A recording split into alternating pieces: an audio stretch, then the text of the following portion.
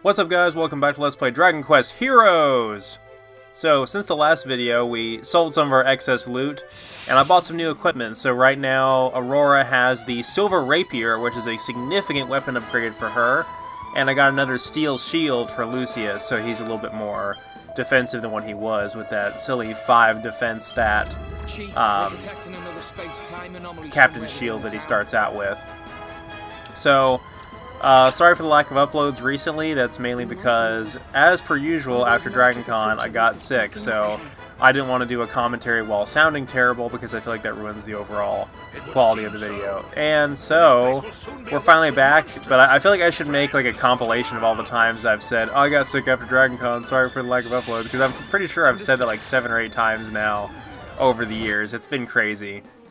So here's a little reminder about reviving our allies. As you can see in the bottom right corner, it shows the quantity of Yggdrasil leaves we have, and we can use the leaves of the World Tree to revive our fallen allies. So that's really the only way we can revive our allies as well.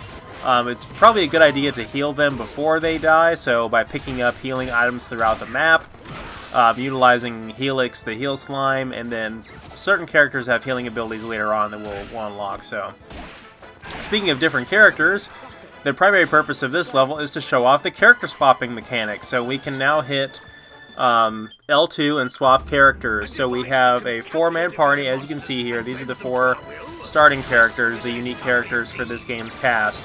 And now we can actually toggle between them. So the fact that we picked Aurora as our primary starting character does not mean we'll be stuck playing as her for the entire game. And so this is the real reason why the gameplay sandbox is actually so diverse, in spite of the fact that the regular combat and the amount of like combos and things you're allowed to do is pretty shallow.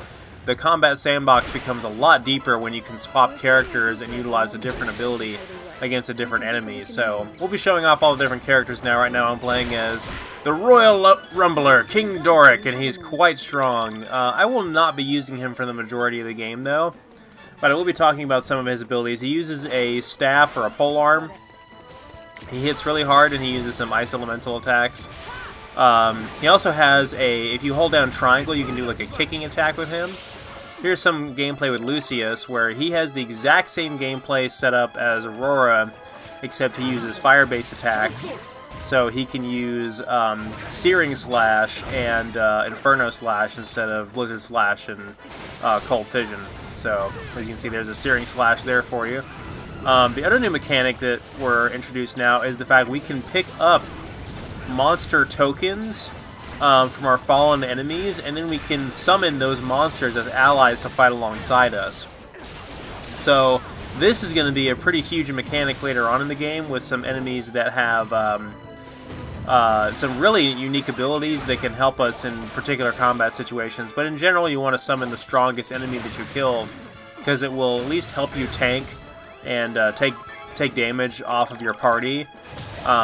And sometimes they can deal some decent damage too. So we have some Slime Knights here. We have for the tokens we've picked up so far, we have some regular slimes and some she slimes, and we have 1 Slime Knight.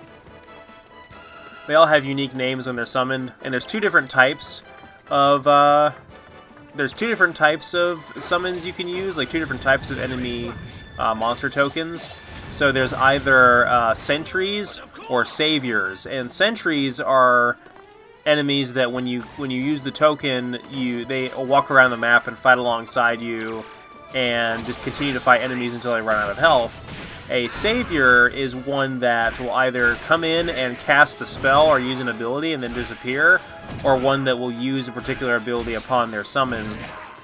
So you want to make sure you establish the distinction between them. I think it's the difference is like if it's a silver or gold token. And you'll be able to see the difference when you pick them up. Alright, good job.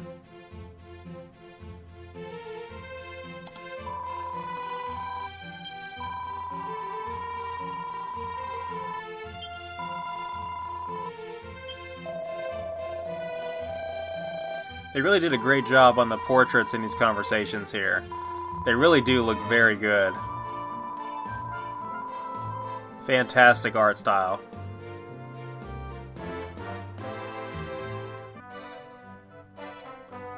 Alright, so in between battles there, I managed to spend some ability points and get some new abilities off screen there for all of our characters.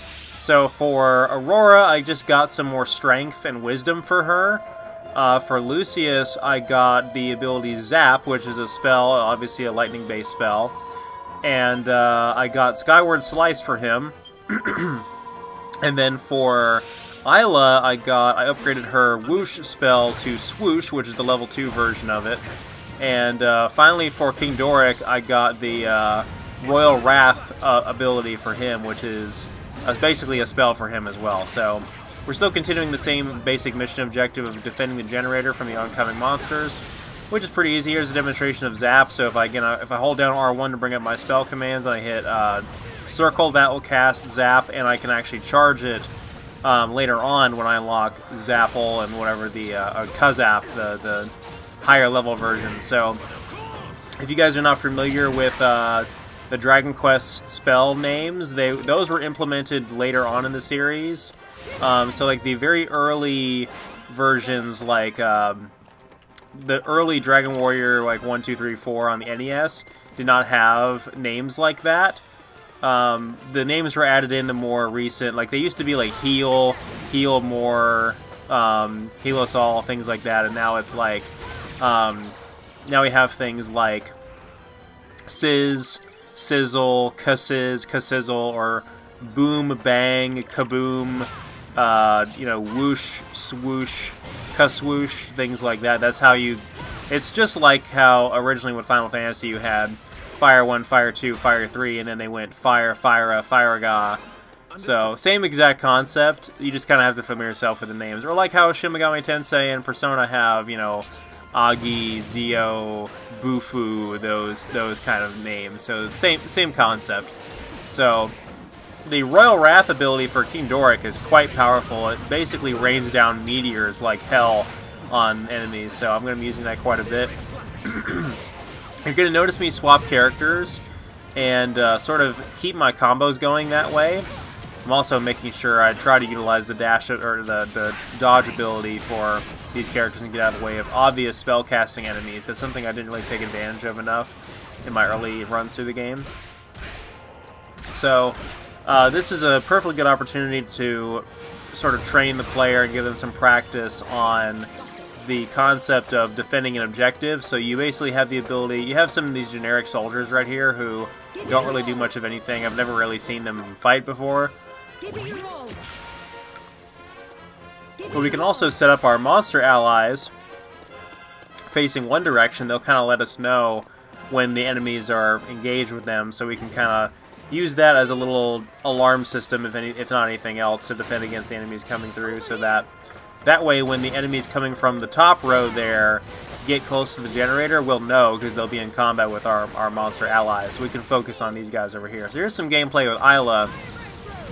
Now Isla uses a boomerang, and she has a very interesting combo mechanic where you have to wait for her to catch the boomerang again and then hit square or triangle at the right time in order to chain into the next hit in her combo. And it really does it like, you can do it pretty much indefinitely, but it is, it's not great. I don't care for her gameplay, but it is pretty important that I do get some levels on her and use her a little bit, because I'll go ahead and spoil it right now, there is a required story mission much later on in the game where you're going to have to use Isla whether you like it or not, so you might as well make her into the best character that you can and not hinder yourself by having to bring her along in the late game like that.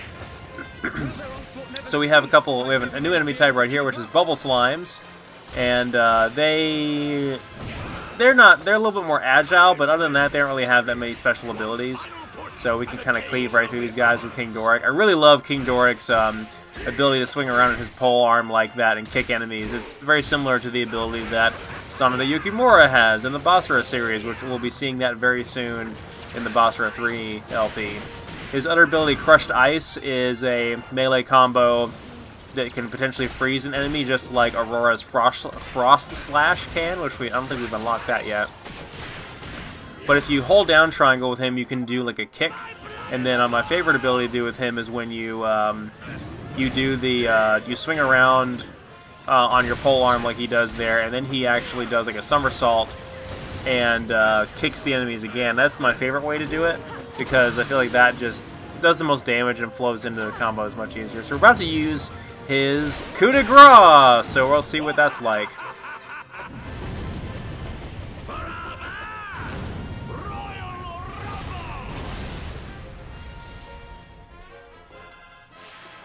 Very nice. Maybe not quite as nice as Giga Slash, but I still quite like it.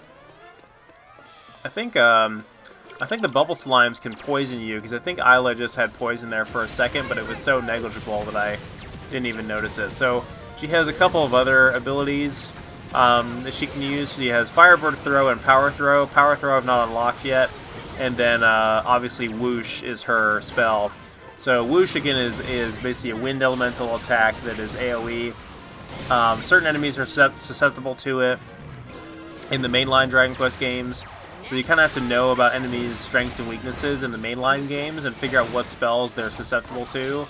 And it's not really like a significant weakness, it's more like they don't resist it is more so how it works. But in this game it's more like, you know, what works best for that particular scenario, what deals the most damage, because this is not your conventional JRPG, it's a Muso game, of course, so I need to get a new weapon for Lucius pretty soon. And King Doric, actually. Well done. Child's play.